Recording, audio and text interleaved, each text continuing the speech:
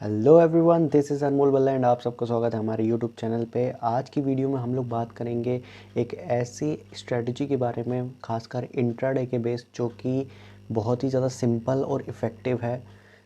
बिल्कुल short term, very short term trades के लिए, यानी कि इंट्राडे के लिए। ओके, तो बिना टाइम वेस्ट करें हम लोग अपनी स्क्रीन पे चलते हैं, आपको ये सीधी सीधी बात समझाने के लिए कि क्या होती है ये स्ट्रेटजी। तो बेसिकली हम लोग जो बात करने वाले हैं वो ईएमए के ऊपर करने वाले हैं, यानी कि एक्सपोनेंशियल मूविंग एवरेज। ये एक इंडिकेटर होता है जो कि आपको बिल्कुल ही सिंपली तरीके से समझाता है कि कहाँ आपको बाय करना चाहिए, कहाँ आपको सेल करना चाहिए। ओके, तो लेट्स से ये हम जब आप लगाते हो ईएमए यानी कि एक्सपोनेंशियल मूविंग एवरेज, तो ये जो एक्सपोनेंशियल मूविंग एवरेज है ये बेसिकली मूविंग एवरेज का ही एक अपग्रेडेड रूप है और कुछ नहीं है। मूविंग एवरेज क्या होता है? मूविंग एवरेज होता है एक ऐसा इंडिकेटर जो कि आपके प्रीवियस प्राइस के मूवमेंट के बेस को जो है डेटा एक कैलकुलेट करता है और उसके हिसाब से एक ऐसी लाइन बनाता है जिसमें ये बताया होता है कि एवरेज प्राइस आपका मूवमेंट आपका कहाँ पे था। तो वो मूविंग एवरेज होता है। और exponential moving average is just an upgraded रूप और कुछ नहीं है। ठीक है, तो मेरे ख्याल से यही सबसे बेस्ट चीज़ है और आप जैसे सीखोगे अपने आप को समझ में आ जाएगा। तो यहाँ पे क्या होता है, सबसे पहले हम लोग एक एग्जांपल के थ्रू समझते हैं कि लेट्स से ये हमारा मूविंग एवरेज है। ओके, ऐसा कुछ लाइन बन रही है। अब कहाँ पर आपको बाइंग करनी है एंड कहाँ पे आपको सेलिंग करनी है, इसको समझाते हैं। लेट्स से आपका प्राइस जो है यानी आपकी कैंडल्स जो हैं, कैंडल्स बार आपके इस किसी मूवमेंट पे है और सडनली जो है ईएमए की लाइन को ब्रेक करके ऊपर जाती है। जब भी कभी ईएमए की लाइन को ब्रेक करके आपकी जो कैंडल्स हैं वो ऊपर जाएंगी तो वो एक होगा बाय सिग्नल। ओके, वो यहाँ पर आपका जो है बाय सिग्नल लग जाएगा आप इस साइड। ओके, यहाँ कहीं। अब सेम सीन हम लोग यहाँ पे समझ लेते हैं सेल का क्या होता है। सेल का क्या होता है, जब लेट्स से आपका प्राइस कैंडल्स का ऊपर है, कैंडल्स के नीचे है, ऊपर है एंड मूवमेंट हो रहा है नीचे की तरफ और सडनली ऊपर से नीचे आती हैं और ब्रेक कर देती हैं ऐसे। ओके, अगर ऐसे कहीं ब्रेक हो जाता है तो वो मूवमेंट जो होगा वो होगा आपका सेल सिग्नल का, कि आपको यहाँ पे मिलता है एक सेल सिग्नल इस पर्टिकुलर पोर्शन पे। यहाँ पर आपको जो है सेल करना है इस पर्टिकुलर प्राइस को। अब हम यहाँ पर एक और भी सिनेरियो है, वो ये कि इस पोर्शन पे क्या होता है, कई बार कि प्राइस ऊपर की तरफ चल रहा है और साथ ही साथ चलते चलते जो है यहाँ से सपोर्ट ले लेता है। ओके, सपोर्ट लेके फिर ऊपर चला जाता है। तो ये क्या चीज़ है? ये भी एक बाइंग का सिग्नल है और बहुत ही ज़्यादा एक्सट्रीम बाइंग का सिग्नल होता है एक्चुअली में ये। तो यहाँ पर भी आप क्या कर सकते हो, यहाँ पर भी आप बाय कर सकते हो, नथिंग एल्स।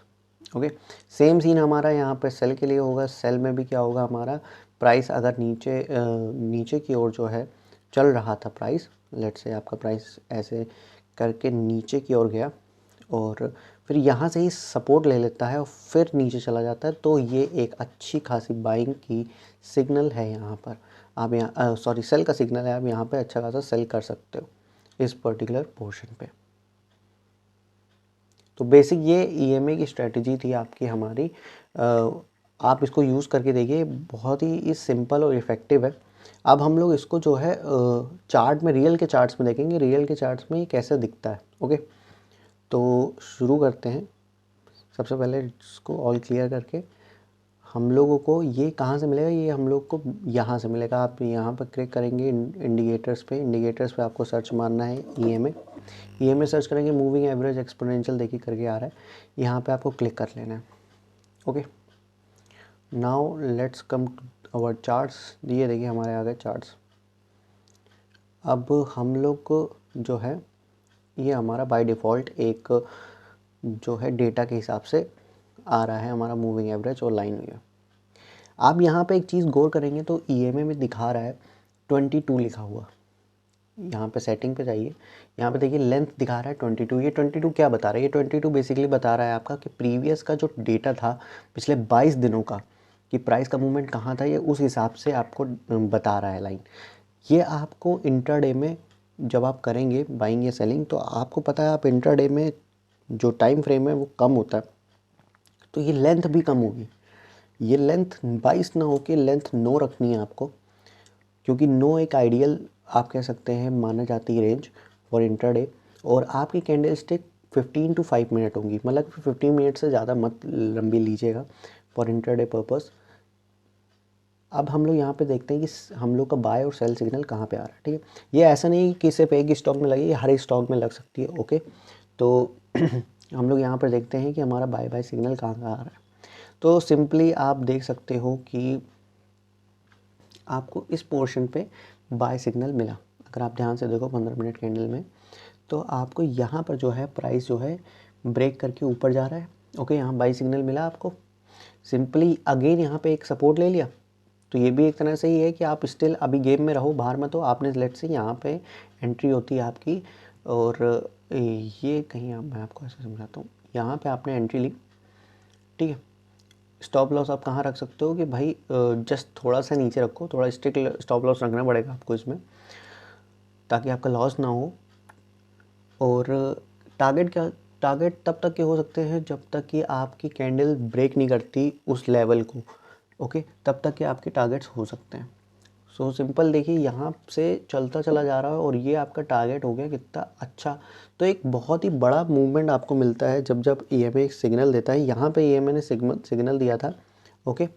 और उसके बाद सीधा टारगेट आपका यहाँ पे जाके आप सेल कर सकते हो। और एक चीज़ ध्यान में रखना है, ऐसा नहीं कि होल्ड करके रहो भाई, 3:10 तक जो है अपने स्टॉक को रखना, उसके बाद बेच देना। 3:10 तक तो बेच ही देना, कोई भी पोजीशन स्क्वायर ऑफ कर देना, अदरवाइज ब्रोकर आपको खुद से स्क्वायर ऑफ कर देगा आपकी पोजीशन, और जो है आपको पेनल्टी पड़ सकती है।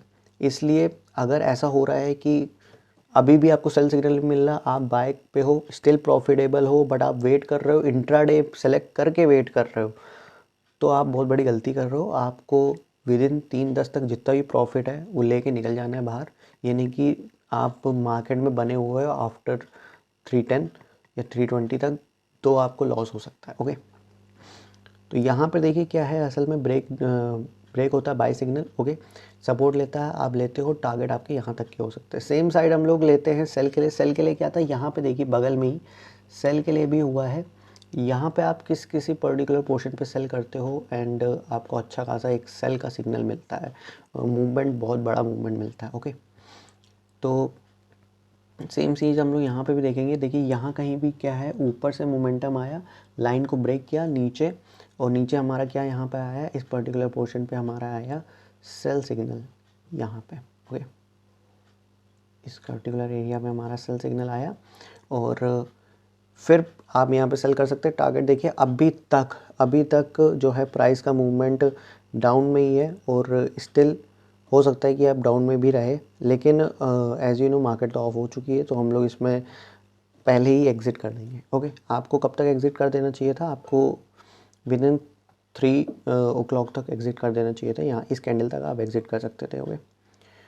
तो हम लोग अब दूसरी कंपनियों का एग्जांपल ले लेते हैं कि किसी और स्टॉक का क्या सीन होता है। लेट्स से अगर आप टाटा मोटर्स में देखते हो, same scenario, Tata Motors select किया हम लोगों ने, और हम लोगों ने क्या किया, 15 मिनट्स को देख रहे हैं।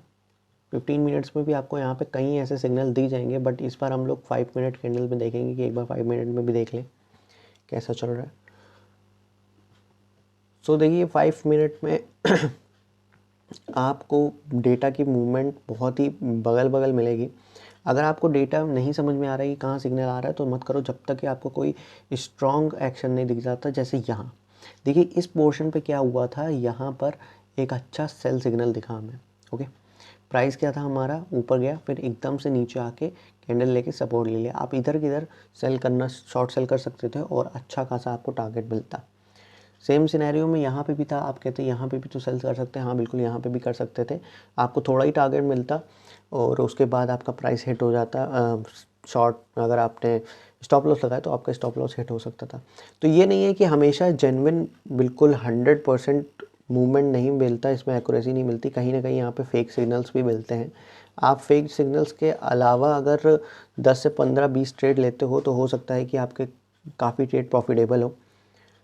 और ये बहुत ही अच्छी स्ट्रेटजी है। आप इसके अलावा भी कुछ इंडिकेटर्स यूज़ कर सकते हो, और अगर आप उस सेट ऑफ इंडिकेटर्स जानना चाहते हो तो मैंने उस पर भी एक डेडिकेटेड वीडियो बनाई हुई है, उसका लिंक आपको डिस्क्रिप्शन में मिल जाएगा। अदरवाइज़ आपको वो आई बटन पे शो हो रही होगी वीडियो, आप उसको जाके देख लीजिए एंड आपको समझ में आ जाएगा कि आपके सिस्टम में कितने तरह के इंडिकेटर लगे होने चाहिए, ताकि आप अच्छे तरीके से ट्रेडिंग कर पाएँ। ओके, फॉर इंट्राडे बेसिस, या फिर आप लॉन्ग टर्म के लिए करें या शॉर्ट टर्म के लिए। ओके, अब एक चीज़ यहाँ पे मैं ये बता देता हूँ कि कोई भी आप इंडिकेटर यूज़ करिए, लेकिन ये ध्यान में रखिए कि आपका चार्ट का जो बेसिक है वो प्राइस एक्शन पे बेस्ड होना चाहिए। ये नहीं होना चाहिए कि सिर्फ और सिर्फ आप इंट्राडे के बेस में आप ट्रेडिंग कर रहे हैं, क्योंकि जैसे जैसे आपका चार्ट बढ़ने लगेगा उतना डिफ़िकल्ट होने लगेगा आपके लिए अपने प्राइस को समझना। और यहाँ पे आप मार्केट में पैसा कमाने आए हो, ना कि अपना चार्ट सजाने। तो चीज़ जितनी सिंपल रखो उतना ही अच्छा है। ओके, आई होप आज की वीडियो आपको समझ में आई होगी। अगर वीडियो पसंद आई है तो लाइक करना, अदरवाइज डिसलाइक करना। काम की लगे तो चैनल सब्सक्राइब कर लेना, अगर किसी और के काम की लगे तो शेयर भी कर देना। थैंक यू एंड जय हिंद।